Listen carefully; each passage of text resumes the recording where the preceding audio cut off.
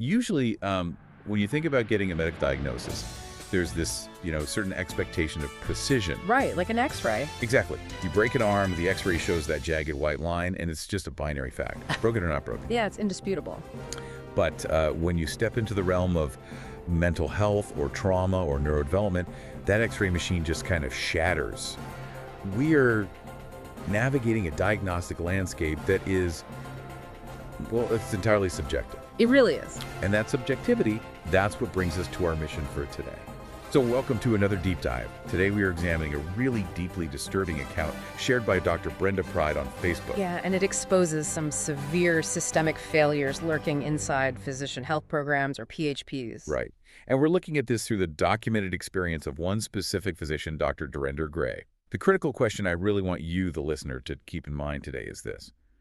What happens when the exact systems that are designed to support our doctors' mental health become, well, these unaccountable bureaucratic traps that actually ruin their lives? To really grasp the gravity of that question, you have to look at the caliber of the person who got caught in this trap. Right.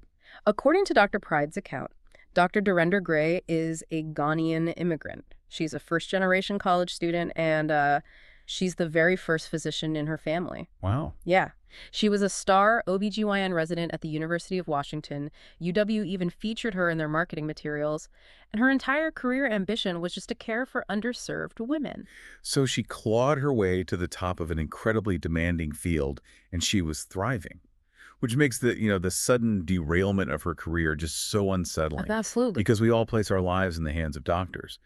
But this material reveals a terrifying reality about the mechanics of what happens behind the curtain when those very doctors ask for, like, just a little bit of help. It really is terrifying. So let's look at the timeline.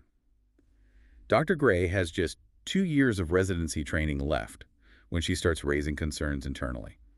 She points out harsher scrutiny being applied to her co-residents, highly inconsistent feedback, and just a general lack of guidance. And raising concerns in a high-pressure medical residency, that's inherently dangerous to your career. Oh, definitely. You're at the very bottom of a super rigid hierarchical power structure, and the response to her raising these concerns is what initiated this entire cascade. Right, because she finishes a rotation, and suddenly she's told she has to repeat 6 months of training. Including the rotation she just successfully finished. Which is crazy. And when she asks why, the attending physician actually tells Dr. Gray that she, quote, no longer gives feedback to residents of color. Yeah. I have to stop you there because my immediate reaction to reading that was total confusion. How does an attending physician say something that blatantly discriminatory out loud, and the system doesn't immediately intervene to investigate the attending? Well, it speaks to the protective layers of institutional hierarchy. In a lot of these deeply entrenched systems, the immediate reflex is to pathologize the person complaining, rather than, actually address the complaint itself. Wow. Okay. So facing that kind of toxic environment, Dr. Gray understandably felt depressed. Right. She recognized the emotional toll it was taking on her, and she made a really proactive, standard medical request. She just asked her program for some time off to attend therapy. Okay, so let's unpack this. She asks for basic therapy, but instead of granting her that time off, her program mandates that she enter the Washington Physicians Health Program, or WPHP. Which UW policy mandates for clearance to return to work. Yeah, hooray. But here's the massive red flag in the source material. WPHP was originally founded as a drug rehab program for doctors. Okay, wait. It's like you're at your job and you ask your boss for a Band-Aid because you got a paper cut. And your boss's response is to force you into an intensive care unit for a month. That is exactly what it's like. Because Dr. Gray had zero substance abuse issues. She simply had a long-standing history of ADHD, which she managed with legally prescribed medication. Right. And if we connect this to the bigger picture, the mechanics of why a system would do that, it really comes down to institutional inertia. What do you mean? Well, when a bureaucracy is built entirely around addiction protocols, Every single issue that comes across its desk is treated as an addiction problem. It's the classic hammer-nail scenario. Ah, I see. Because the system was built to monitor substance abuse, it indiscriminately applied addiction protocols to a resident who was simply asking for depression therapy. That's wild. Yeah, they forced Dr. Gray into a nearly 2-month leave of absence. They mandated arbitrary drug testing. They even required a 3-day mental health evaluation at an out-of-state facility in Colorado. A 3-day evaluation out of state for someone asking for a therapist. I mean, Yeah. the punitive nature of that is just staggering. It's extreme. You are forcing a resident out of work for nearly 2 months, which results in massive professional humiliation and obviously a severe loss of income. Exactly. And this out-of-state facility was designated as a, quote, preferred provider by the health program.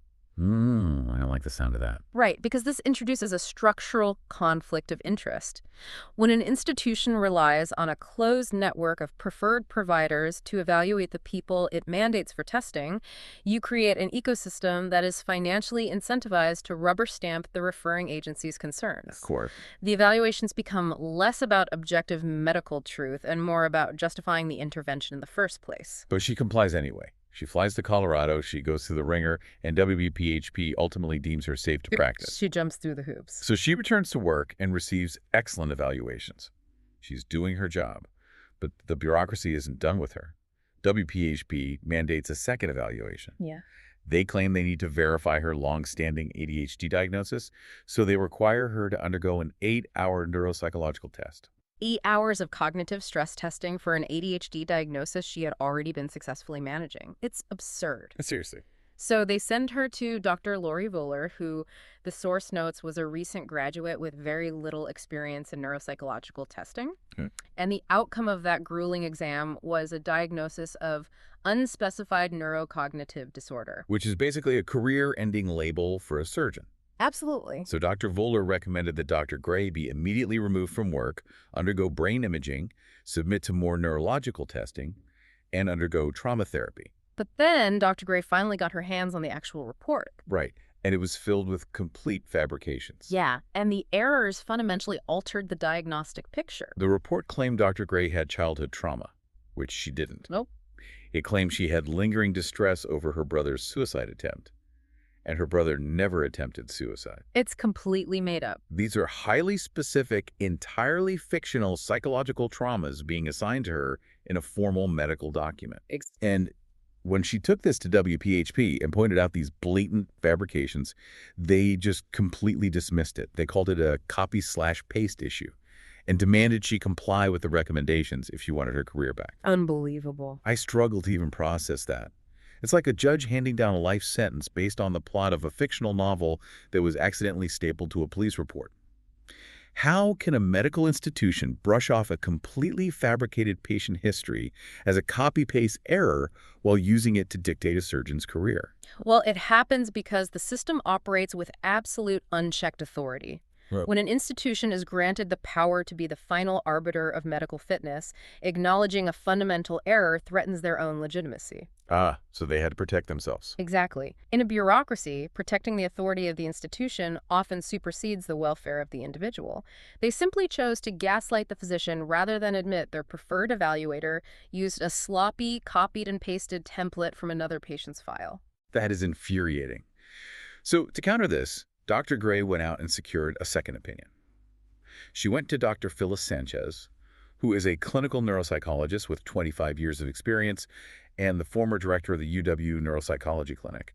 Yeah, the contrast in credentials there is just night and day. Totally. And Dr. Sanchez's review of the situation was a masterclass in professional standard setting.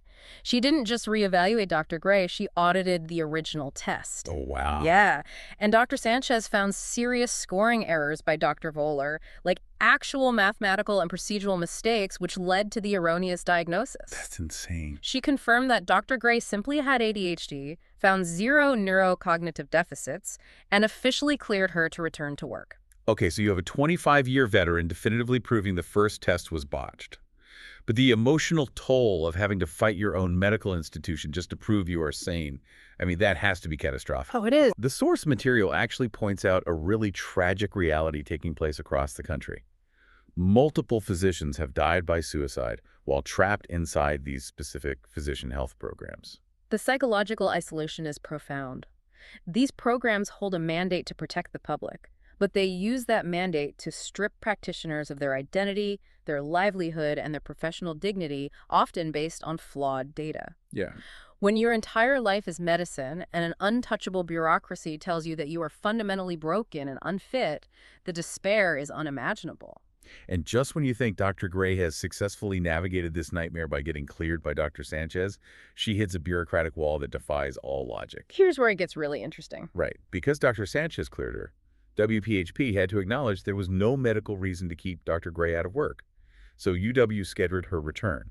But WPHP refused to send the formal clearance letter to the university. Because they held the paperwork hostage over an outstanding $350 bill. Let's break down the mechanics of that bill because it perfectly illustrates the procedural barriers we're talking about here. Yep. Dr. Gray sought clarification on this charge because WPHP had overcharged her.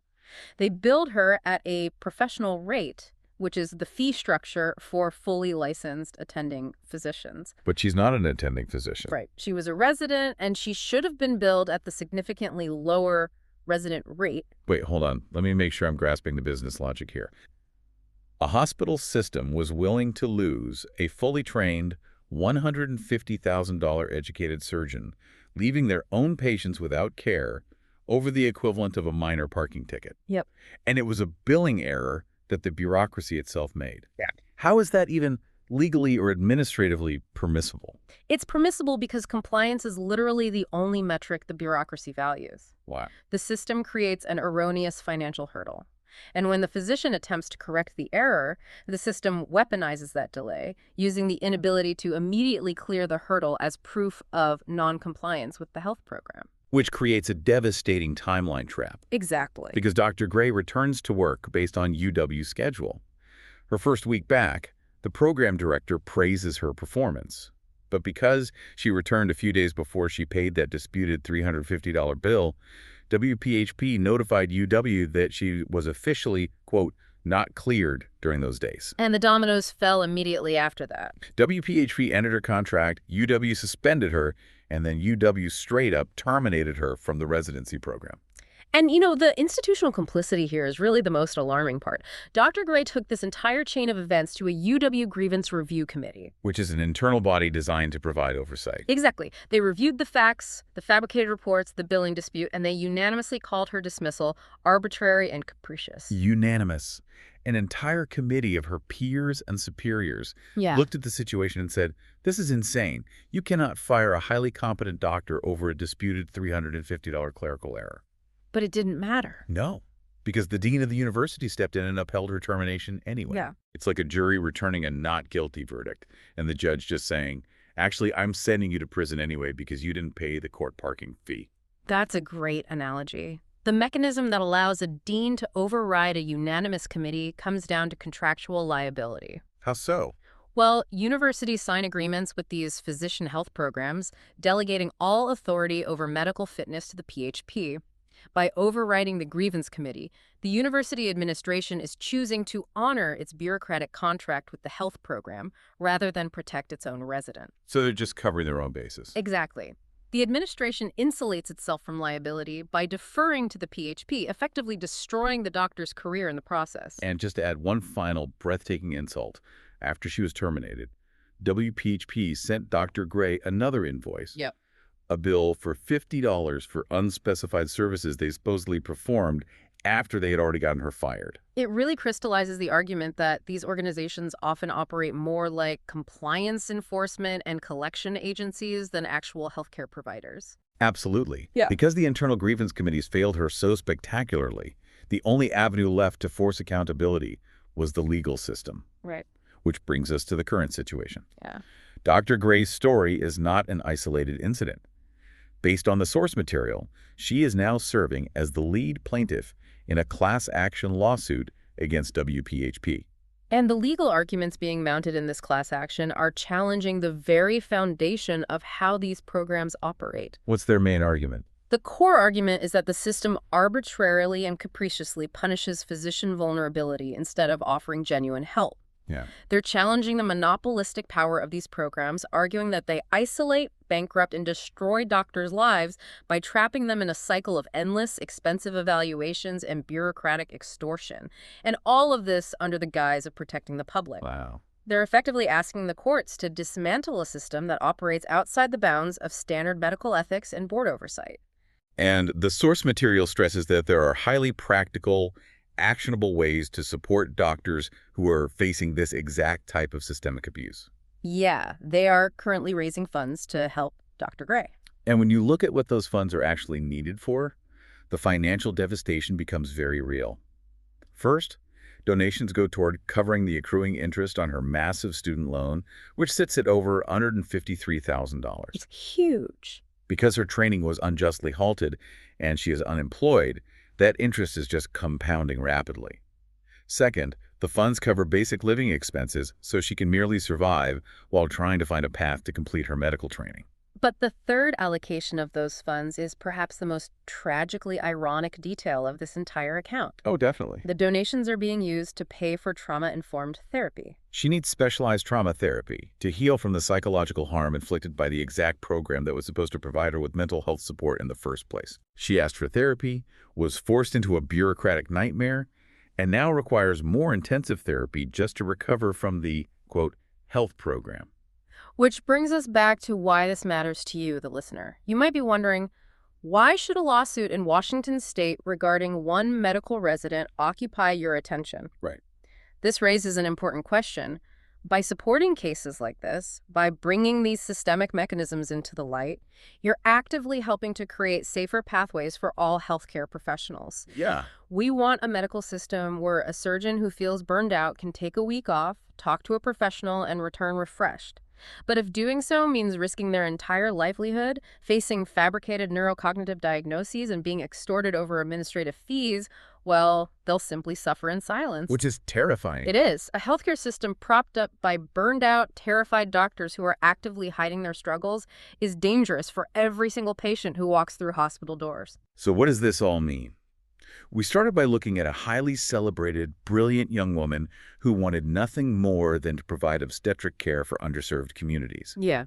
She recognized she was struggling emotionally due to a highly toxic, discriminatory work environment, and she simply asked for basic therapy. And that single human request initiated a labyrinth of financial extortion, horrifying medical gaslighting, and the destruction of a promising career. Right. It wasn't a lack of medical skill that stopped her. It was a weaponized bureaucracy that punished her for demonstrating self-awareness and vulnerability. And that leaves us with a profound contradiction to consider as we wrap up. Was that?